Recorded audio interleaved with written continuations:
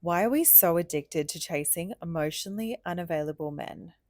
Why do we keep repeating the same cycles even when we know better? Chasing people who were never fully available, confusing inconsistency with connection, accepting the bare minimum and calling it potential. And honestly, this episode felt deeply personal for me because I spent a lot of my early 20s to mid 30s chasing and staying with men who were never truly in my corner, men who were emotionally checked out. Have you ever stopped and wondered where these relationship patterns actually stem from? Well, sis, we've got you covered. You don't need to feel confused or alone in this anymore. If you felt stuck in unhealthy patterns of love, this episode is going to open your eyes. Trust us, you are going to want to listen to this one. This is part 3 with Parmiss Kia. Let's get into it. Welcome back to Unapologetically Unfiltered with Jess and Georgia. So, in that case, I guess, how can people integrate this work into real world relationships and dating? The cap work. Well, we're not controlling it. It's a surrendered job, but it's more around like you come into a session with open heart. And even if your heart is not open, we're trying to open your heart, or the energy opens your heart. We've walked in the door, so you at least want to try. Yes. You know how you say there's no expectations? No, you must open your Yeah, heart when you heart, walk in yes. the door. But you might not be open. Like Yeah. I haven't been open. I mean, Yeah. opening the heart is like an ongoing. Because Yeah, of course. when we keep saying, keep your heart open, like what does that even mean? Yeah. You know, it's all about not resisting and not clinging.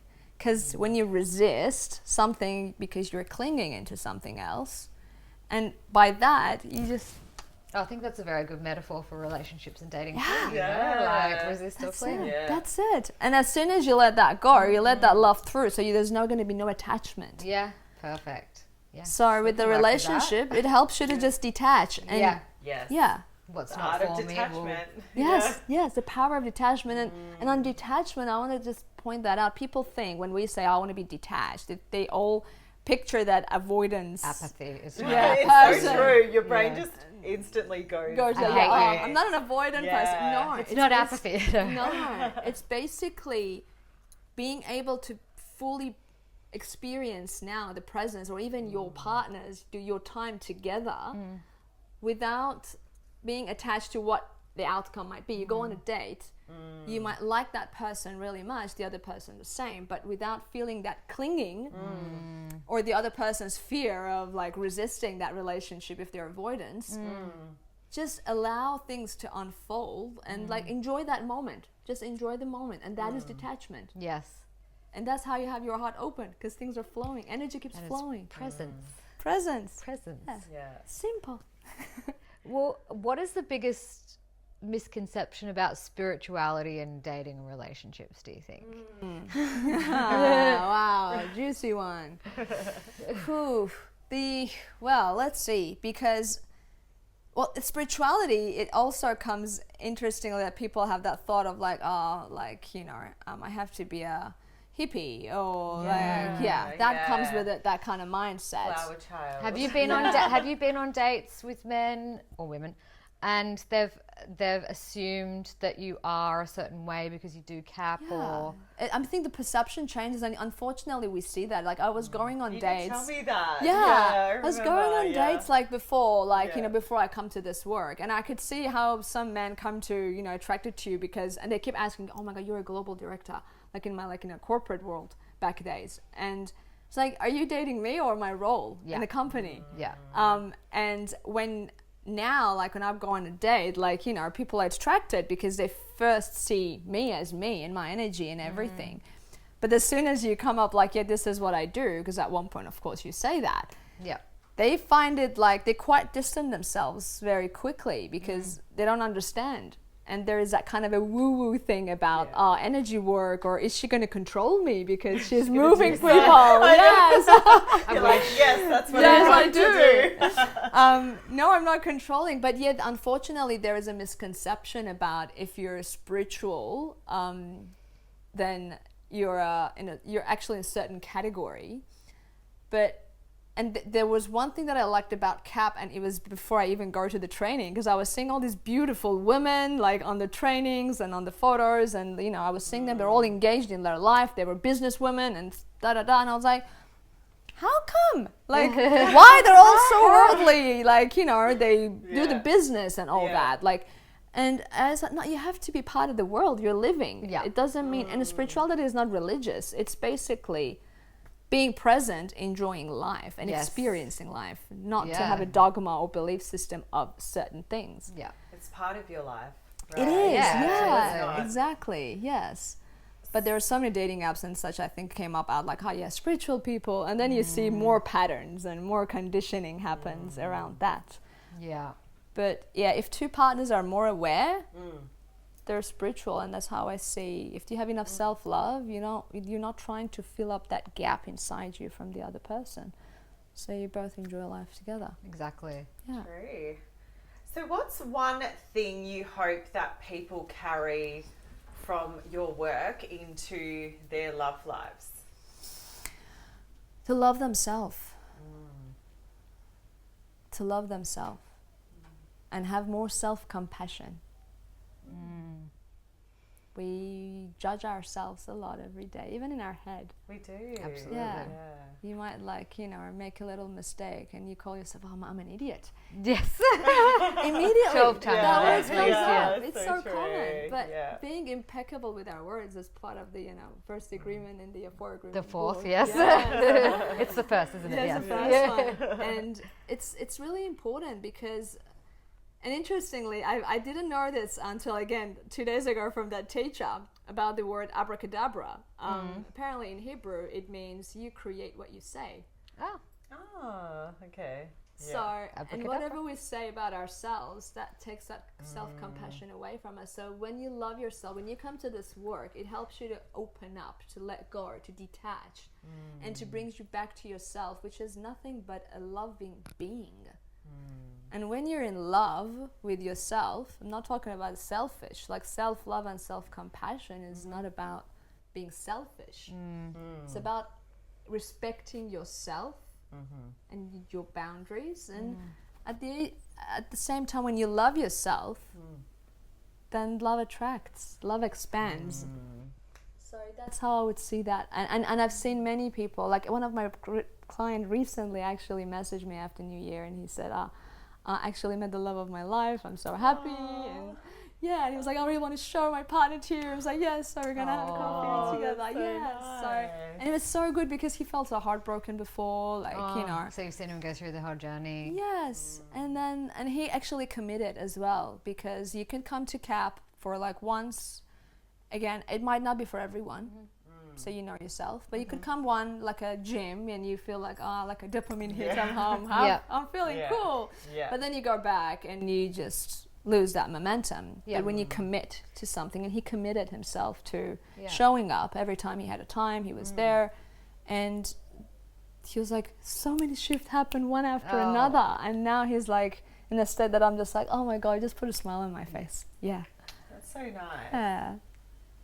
We love that. We love that. So can this work help people stop chasing unavailable partners? Yes. Yeah. Yeah. It sounds like it. Yes, like it does. if you can reach that true alignment, I guess. Yeah. I mean, what's the reason you chase someone? Because you don't feel fulfilled enough in yourself. Yes. Yeah. You chase something because you don't have it. Like you chase money because you don't have it. I'm going to go back to what we were saying before. It can be sometimes a subconscious belief of not ever being, enough for someone or being able to earn someone's love. So then therefore you might carry it into your adult life or wherever it is.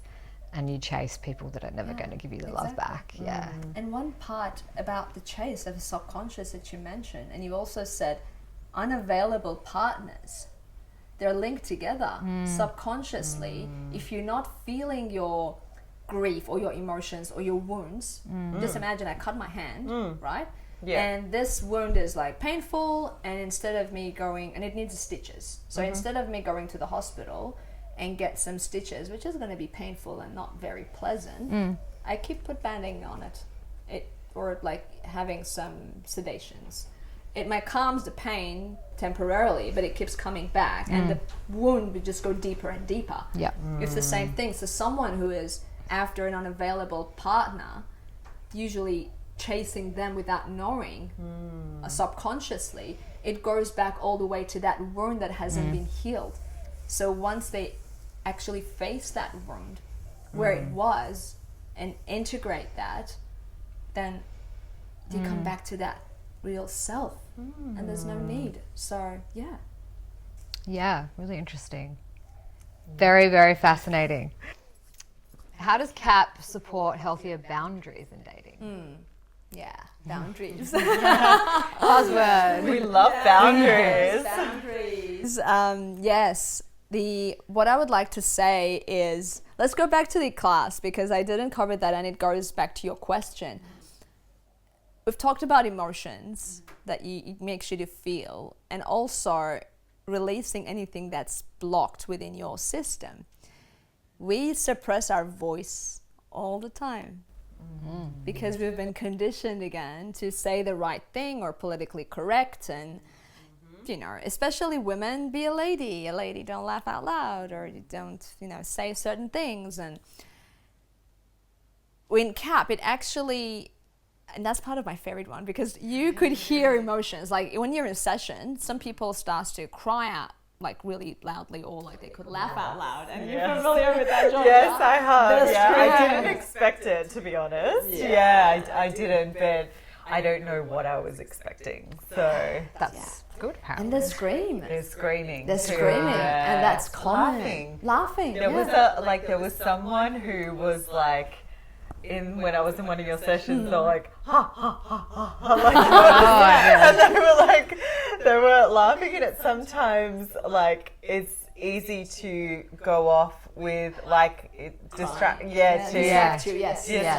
and hear that, but I was like, oh wow, they're having a great old time. Like, they're laughing, like I went like they're on a path of like they're having a lot of fun, because they're all like, emotions are energy in motions. They're stored in your system, so we're trying to get them out. Like even with screaming and any of those emotions, like the scream is like anger, like how much we are suppressing the anger every day. Like simple thing pisses you off. So that throat chakra, because everything goes to your heart, you're clinging into those emotions. Close your heart, you're not letting it out, so your voice is basically suppressed. Through CAP, that starts to come out again, depend on your openness, and it's okay. It could be a process. For some people it might take longer, for some people it's much quicker. Through that you find your voice. And I've seen many clients, including myself, that I started to set boundaries politely, not like, attacking people. But when something didn't align or was not good for me, I actually stood up and talked my truth. I say no. How many times am I not saying no? Yeah, it's true. It's people pleasing. People pleasing. Too, yes. Which I'm I used to be very guilty of. Yes, same. I'm a reformed people pleaser. Yes, same. And that's where you attract the not available partner too, because you're trying to please them to be liked. Like pleasing people also come from the needs. Please like me, please want to like be with me. Yes. But that voice helps. That voice, like I've had clients that they come to me and said, I couldn't believe I said that. I've never would talk like, and that's how they set their boundaries. And this is where then you know your values, because it connects you back to yourself. You learn about your values. You drop anything that is not aligned with you. It just then you know what you need, what you want, and if anything is not aligned, you're able to say it. Be more intentional with Yeah, your without behavior force. with everything. So things happening effortlessly. I find the more you heal and you work on yourself, you don't have the tolerance for that stuff anymore. Like I found even my own journey, I just have no tolerance for it to the point. But it's nothing even like angry or anything. It's just like, I can't do that. I can't be associated with it. I can't be, and it's just like I have to. Yeah. You have to just set your boundaries. Yeah. And even tolerant is tolerating something. I think it has some little bit of a negative way into it. Yes. But it's not about that. It's just the alignment with your system, that if something's off, it's not necessarily bad or good. If you come back to that non-duality, like the radio station, it's two different frequency, right? Yeah. Like if the other person that you're around that you feel like a bit off, well, they're vibrating on a different frequency, because we're all energy, and then you are also on a different. So if you're trying to stay in that frequency, you're self-sabotaging yourself. Yeah. And that's nature, that's biology, it's nothing mystical about it. Yeah. So many jaw-dropping moments in that conversation. Angels, there's one more part left to dissect. And trust us, once you hear it all together, everything is going to start making sense. You can also watch the full episodes on YouTube. Make sure you hit that like and subscribe button.